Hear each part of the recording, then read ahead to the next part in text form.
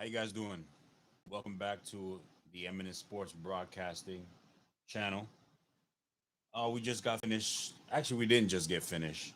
I've been done watching this fight for a while. This boxing card that took place right after the UFC's first offering as well. This was ESPN's first offering to us boxing fans. It was Joe Smith Jr. versus Stephen Geffrard. Took me a while to get to you guys. I ain't gonna lie to you. I had to take a shower after watching that hot mess. Now, I'm not gonna be overly critical because the main event there was a late replacement because challenger Callum Johnson tested positive for COVID, so he had to be scrapped. And we got Stephen Geffrard, who came into this fight and didn't throw too many punches.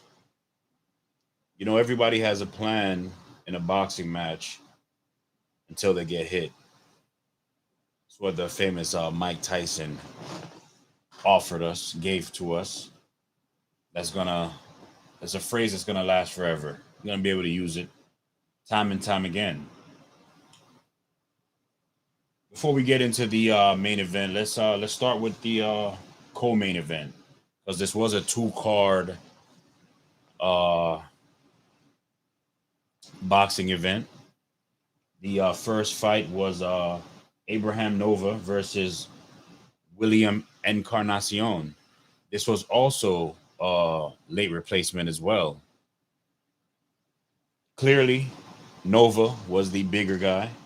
You can see it, as Timothy Bradley alluded to, and I must commend the telecast tonight for what they were working with. They did a pretty good job. So there's no complaints there with the telecast. It was a good telecast tonight. This fight was a one-sided fight from start to finish. Actually, not from start to finish.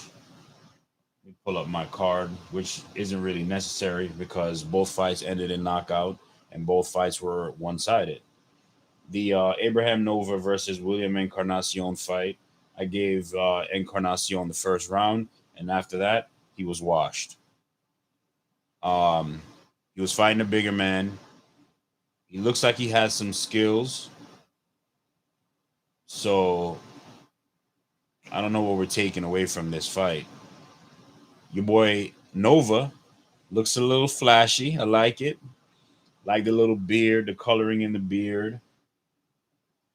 He did the unthinkable. He did the unthinkable.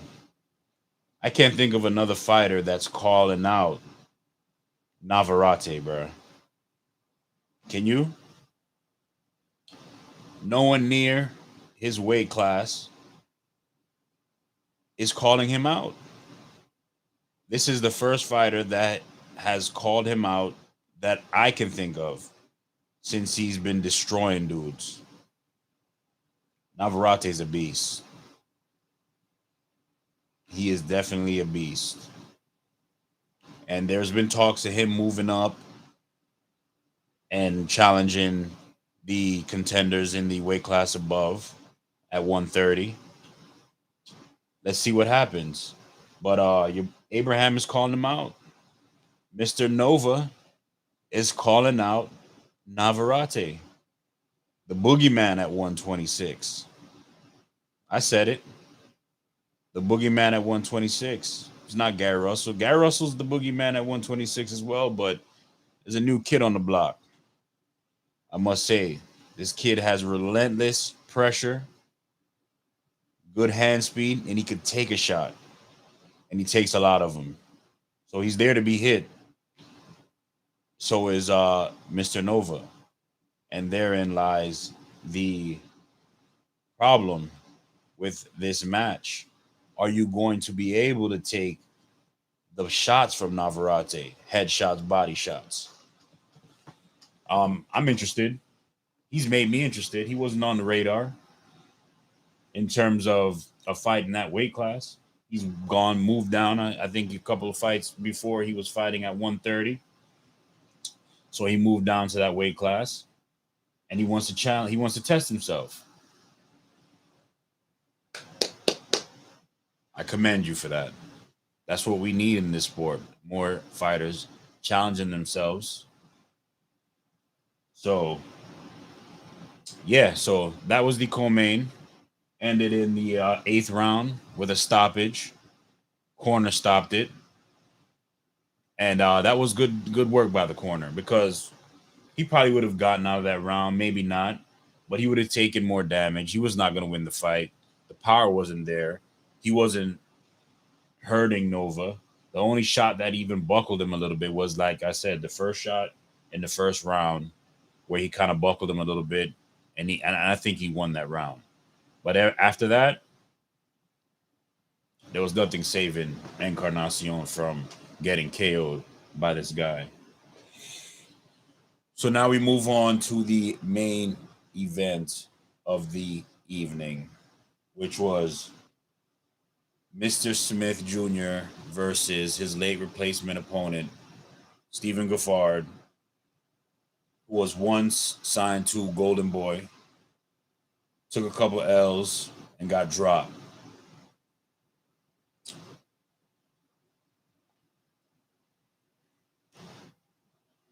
He was a big underdog.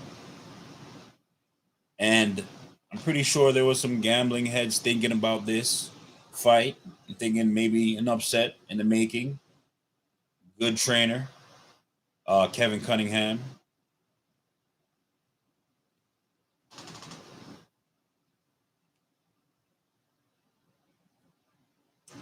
Pretty sure they had a good game plan going into the fight, but it didn't translate once he started getting hit.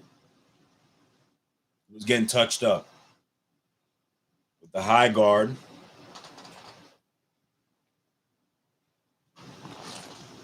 Your boy Smith Jr. was breaking him down over time, but also taking a lot of punishment while doing so. I mean, his last couple fights I've seen when he fought uh, Vlasov and lost that fight, but got the gift. And I said he needed to look impressive to kind of wash our memories away of that fight. And I think he looked impressive. He dominated. This fight ended in the ninth round, KO win, stoppage, which I don't even think the trainer stoppage was necessary because it seems like he wasn't going to get up. He was about to get counted out anyway. Kevin Cunningham did the right thing just in case his fighter was going to stand up and try to take more punishment. He said, no, no, no. I'm going to save you from yourself. You're going to live to fight another day. But will there be another day? Because he didn't look overly impressive, man. I'm not sure if he's going to attract the type of attention that's going to land him any big fights coming in the near future, because he didn't provide any resistance to Joe Smith Jr. at all. 9 rounds, ended in the 9th round by corner stoppage, and it was a wash. I couldn't find one round to give to Mr. Geffrard. Couldn't find one.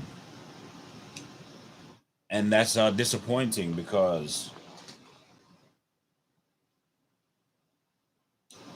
this was Top Rank's first boxing offering of the year. And if the pattern holds, we're gonna get a lot of cards like this from this promotional entity. There's a lot of mismatches on Top Rank cards. They give you some really, really strong main events here and there throughout the year. We're gonna get a lot of them, but there's gonna be a lot of mismatches, man. And with those main events that are strong, we're gonna get a lot of cards that are not worth the price of entry. So yeah, Steve Smith, Joe Smith Jr., apologize. He impressed me in terms of getting the guy out of there. Took a lot of damage, but he was trying to do different things. Tim Bradley was saying it as well. He said he was showing of some different wrinkles. He was moving his head a little bit. He was fainting. But the main thing he was not doing, he was not going to the body enough. And if he saw the Vlasov fight where Timothy Bradley was calling for him to go to the body, Andre Ward was calling for him to go to the body, and he didn't do so. So if I'm a fighter and I watch myself, watch a replay of the fight, and I'm hearing these legends calling for me to go to the body, why is it not translating more? Yeah, he went to the body later on in the fight when his guy was basically done and he was just holding up his guard and he wouldn't let that guard go and he just had to go different spots. But why is he not finding those spots a little bit earlier in the fight? I'm not understanding.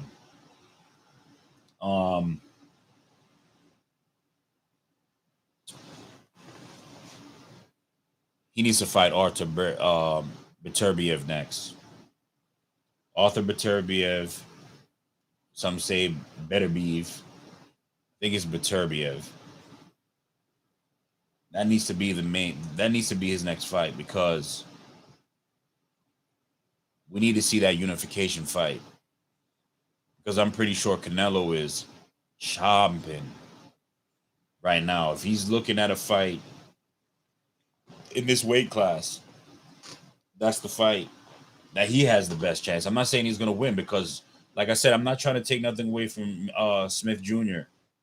I think he's a hell of a fighter, man. He's a blue collar guy. He's accomplished a lot in the sport of boxing from coming from with the type of background that he has. So I'm not poo-pooing on him at all. I wish him all the best, but he takes a lot of hits. And you can't take those hits from Canelo because when Canelo drops them shots on you, they're fast, they're quick. He goes to the head and the body with intelligence. He's not trying to figure it out. He knows what he wants to do. He's just trying to find his spots to lay the damage. And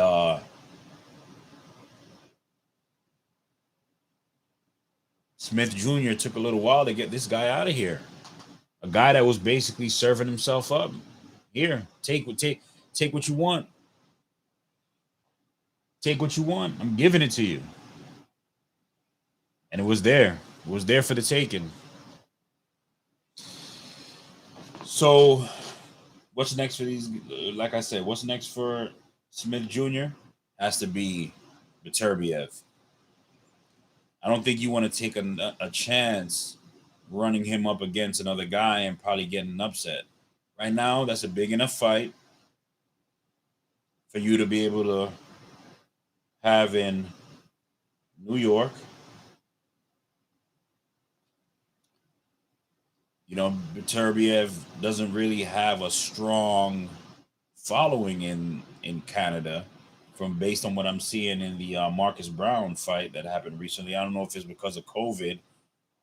Maybe that's the reason, but wasn't sold out. That's not the end all be all. I mean, he's a damn good fighter, man. Dangerous fighter. Beterbiev is the truth in that division. If you look at his amateur background, his amateur record, and the fighters that he's destroyed and conquered in his amateur career, you'll understand the type of fighter that he is, man. He's tough, man. He's like a 100% knockout rate. Dangerous fighter. Joe Smith will have a puncher's chance because Beterbiev has been down, but he hasn't been hurt.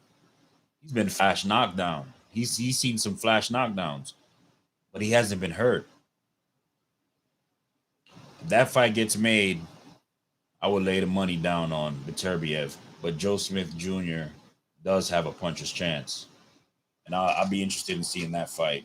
That's the fight that I would make, and that would kind of force Canelo to not cherry pick. I'm not saying, well, that would force Canelo to not cherry pick his opponent at 175, because if you go to 175, it'll be Bivol and Beterbiev.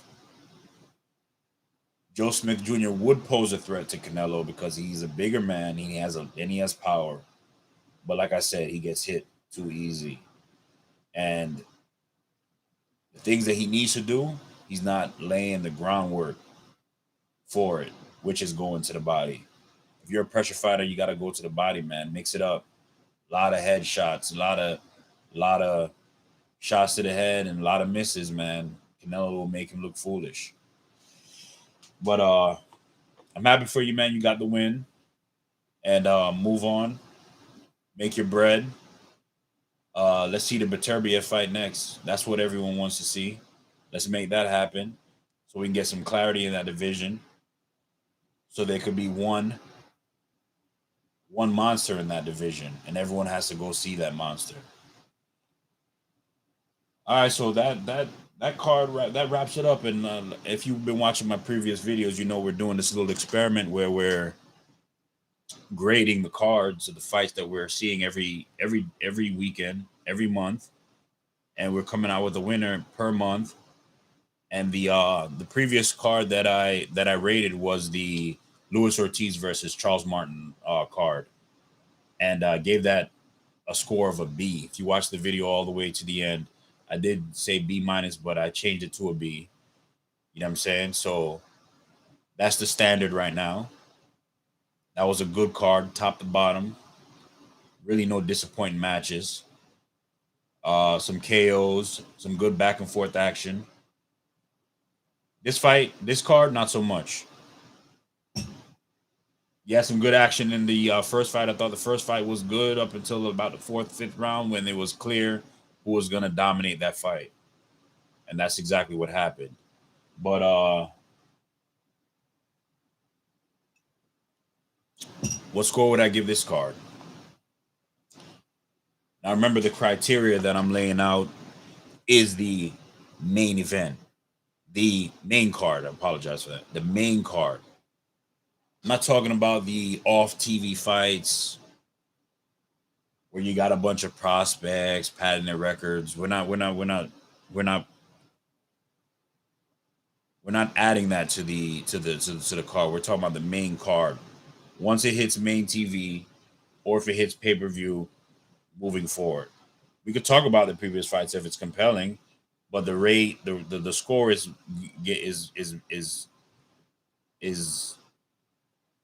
covering the main card. So in that PBC card, it was those 5 heavyweight fights.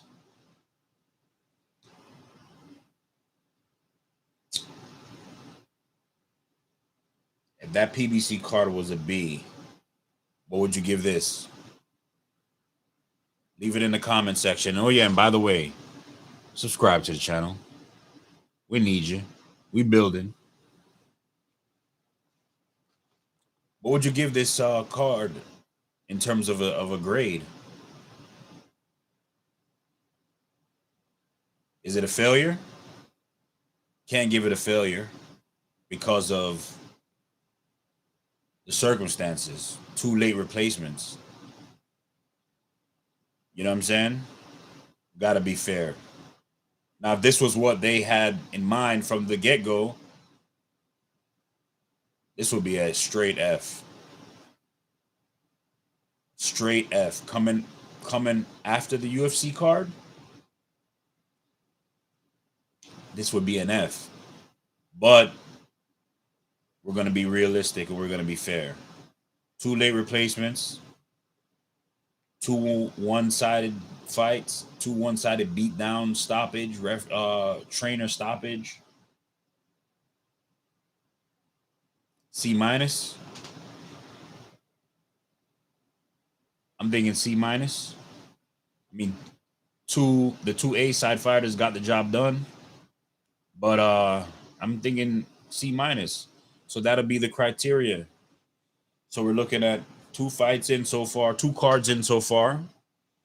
We have one with a letter grade of a B and the other one with a C minus. So let's look forward to what we got coming up down the pipe later on.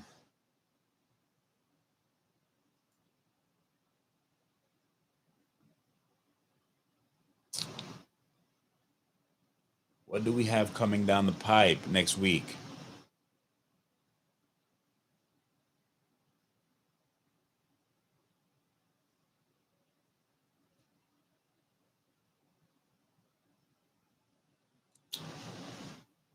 This is what we got coming down the pipe next week. Mr. Gary Russell Jr. versus Mark Mcsay.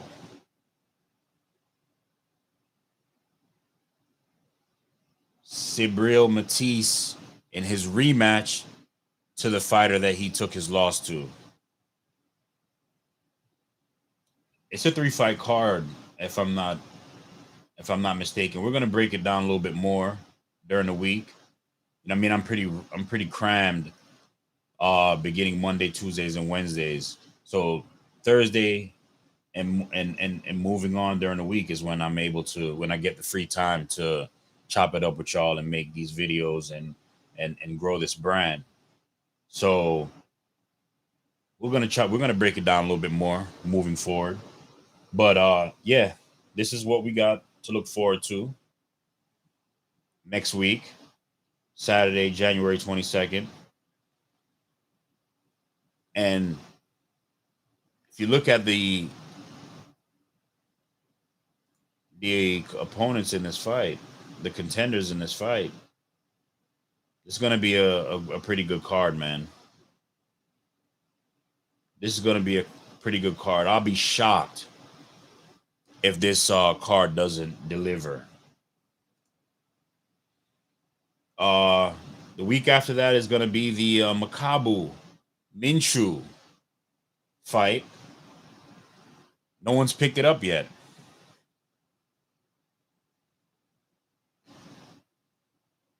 Why hasn't no one picked this up yet? Can you tell me? This is the guy that Canelo wants to fight, Makabu.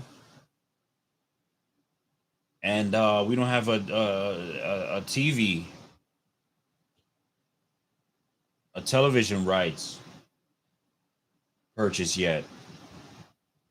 How are we going to watch this fight? Are we going to have to watch this on YouTube? We're going to have to stream it. We're going to have to figure out a way how to obtain this fight for our viewing pleasure.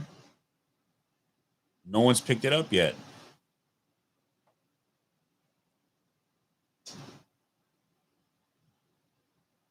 It's not that compelling. But I'm going to watch it just in case. I doubt this will be Canelo's next opponent. But I'm going to watch it. Makabu's on the radar because Mr. Alvarez has placed him on the radar. So we're going to watch that. We're going to try to watch that fight on the 29th of January. And yeah, next week, Mr. Gary Russell Jr. makes his return, fighting one of Manny Pacquiao's fighters, one of his promoted fighters, Mr. Mark Mcsay, young, talented fighter. It's going to be interesting. Cibril Matisse, I'm very high on him. He'll be on that card as well. So I'm locked in for that one, man. And if you guys are not, shame on you. So look forward to this great fight. Great card, I think. Like I said, I'll be shocked if it doesn't deliver. It's going to be a good one. So, like I said, subscribe if you haven't. Let's build this channel. And thank you for spending some time with me. Hope you enjoyed the conversation. Hope you weren't too disappointed with the boxing for tonight. Hopefully next week's a lot better. You guys have a good night. Salute. I gotta be in the job early in the morning. So peace. Hi, ciao boys.